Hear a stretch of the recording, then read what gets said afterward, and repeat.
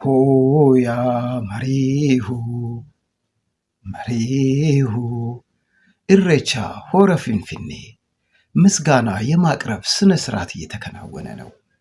አባቶች፣ እናቶች፣ ቄሮች፣ ቀሬዎች ለምለም ሳርና አደይ አበባ ይዘው በእልልታና በምስጋና መልካ ፊንፊኔ ይደርሳሉ። ጉዲቻ ማልጋቶሌ ሆያ መሪሁ መሪሁ። ጉዲች ጋራምቡሌ ሆያ መሪሁ መሪሁ መሪሁ።